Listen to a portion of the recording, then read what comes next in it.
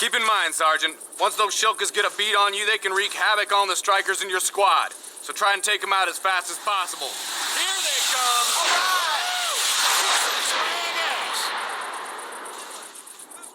Let's move out! All board. Striker. Roger.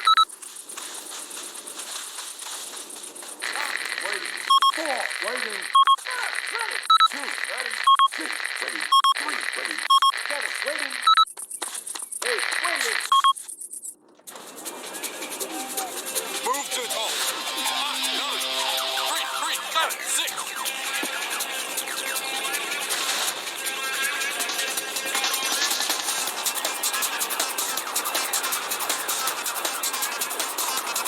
All car. Keep red.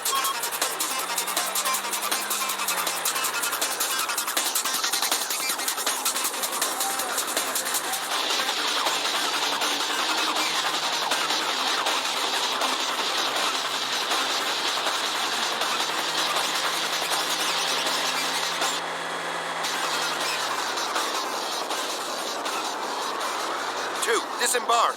3, disembark. 4, disembark. 5, disembark. 6, disembark. 7, disembark. 8, disembark. 9, disembark.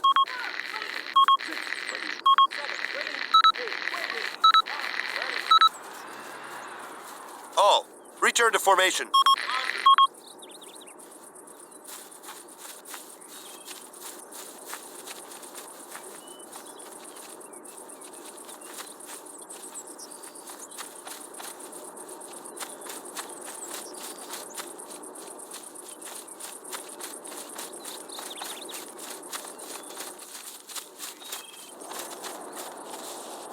At 10 o'clock, enemy shilka at 500 meters.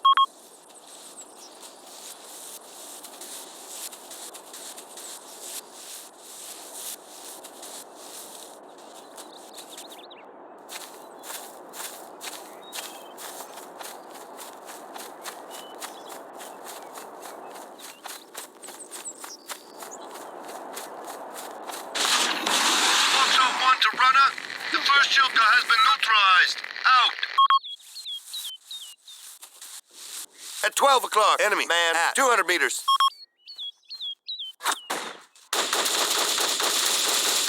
got him. 12 o'clock, enemy. 200 meters.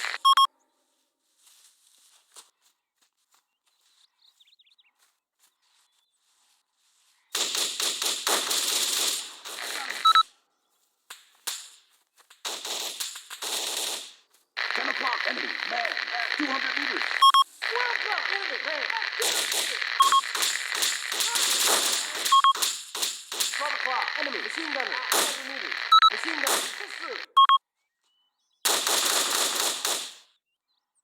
Man, pistol.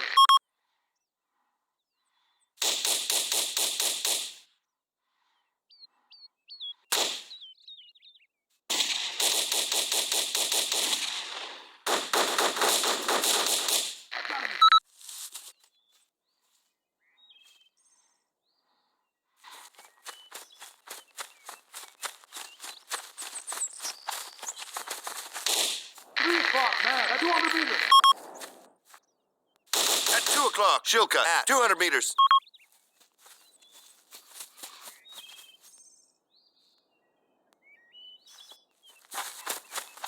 Foxtrot 1 to runner. All shilkas have been neutralized. Over. Received, Foxtrot 1. Wait for the air support to arrive. At 12 o'clock, enemy man at 200 meters. Runner 1 out.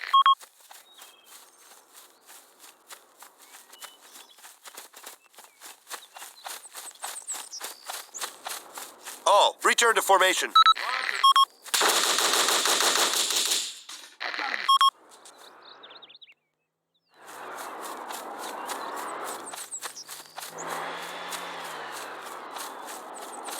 At 12 o'clock, enemy man at 100 meters. At 11 o'clock, enemy man at 100 meters. Machine gunner, pistol.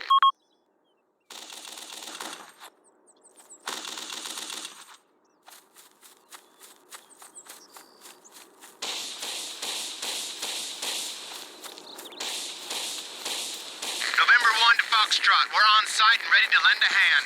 Out. 2 o'clock. Enemy, man. 200 meters. Where are you? 4 o'clock. Machine gun at 100 meters. Return to formation. Foxtrot 1 to crossroad. Objective milestone has been secured. Over. At 1 o'clock, machine gunner at 100 meters. Foxtrot 1 to crossroad. Objective milestone has been secured. Over. 6 o'clock. Unknown. Copy. 200 meters.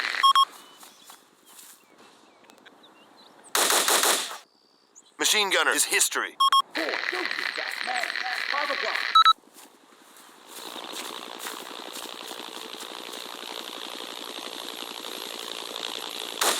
At 9 o'clock, missile soldier at 100 meters.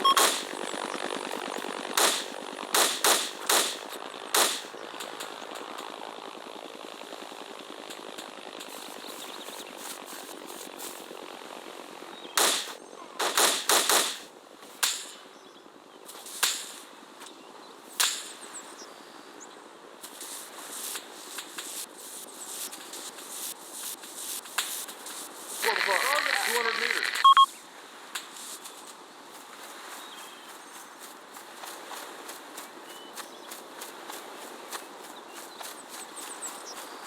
Where are you? 7 o'clock. 8 enemy. Man. 200 meters.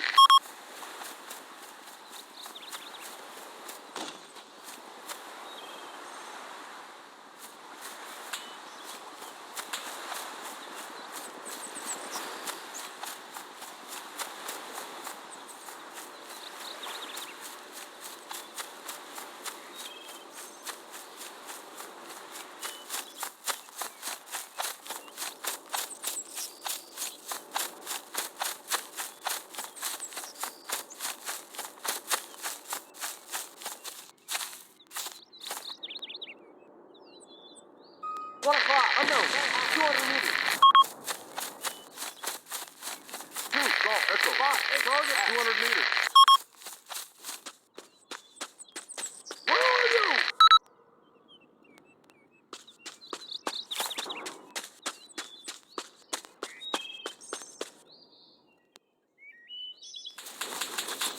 Missile soldier. History.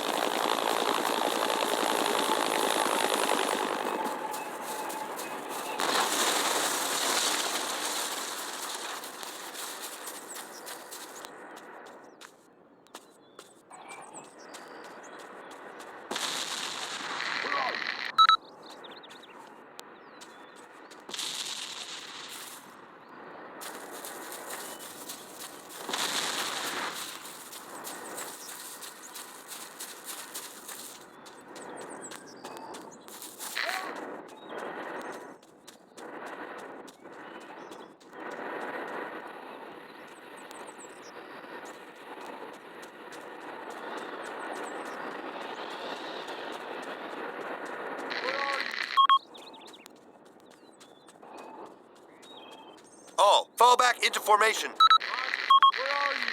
All, move to 0-8-6-0.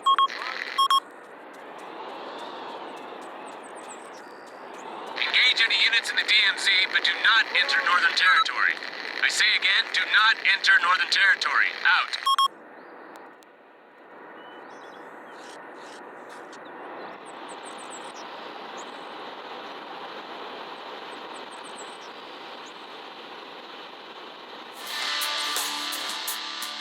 Sarani Island, paradise on Earth.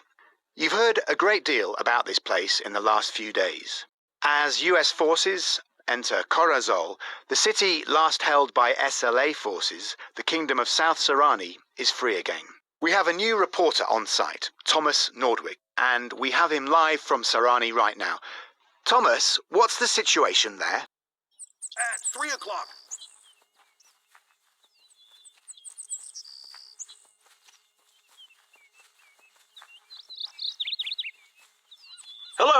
situation is, well, as good as it could be after a war, although this was a relatively short one.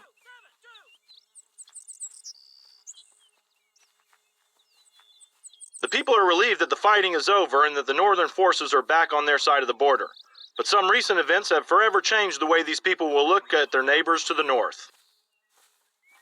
The royal forces are working hard all over the kingdom to rebuild a thriving nation nearly destroyed by violent conflict, but they were not prepared for the gruesome truth discovered at the city of Ko.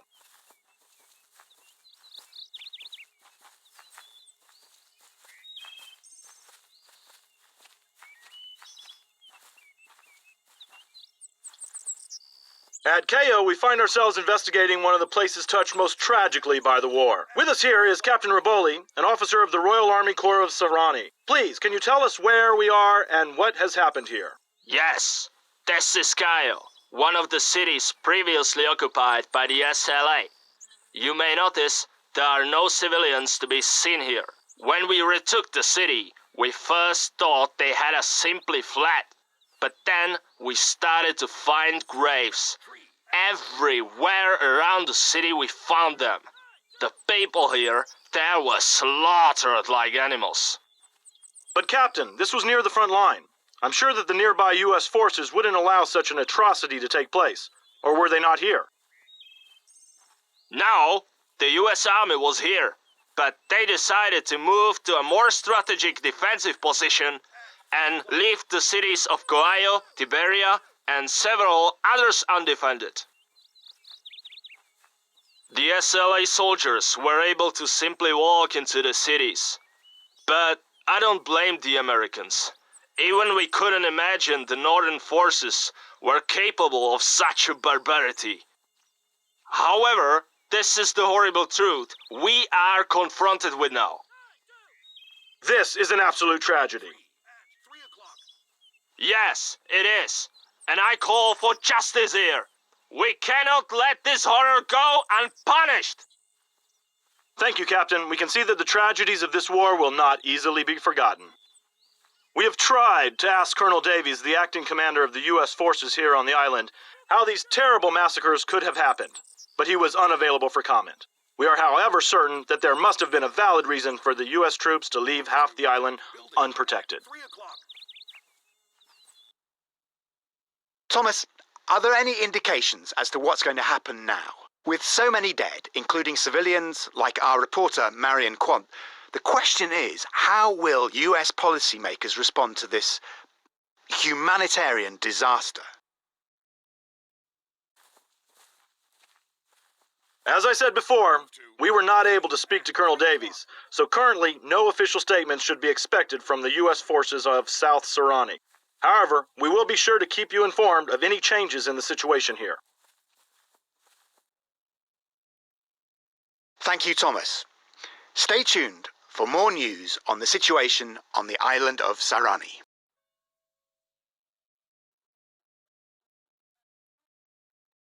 The funerals of two of the casualties of this war, TV reporter Marion Quant and camera operator Arthur Stark, will take place later today.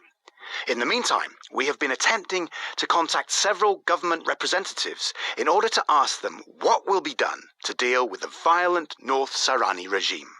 South Sarani authorities have conclusively proven that the government of the Democratic Republic of Sarani is responsible for numerous mass murders during the occupation of its neighbouring country, the Kingdom of South Sarani. So the AAN network would like to ask why there has been no official response to these events. We have attempted to get in contact with Congressman Jenkins, who yesterday stated his belief that US troops should be withdrawn once order had been established. But the congressman was unavailable for comment. We did, however, manage to contact Congressman Peterson and Delmar, both of whom spoke out in favour of removing the North regime from power. This evening, a studio interview will be held with these two congressmen discussing their motivations and the government's seeming unwillingness to act against this grave threat to one of our allies.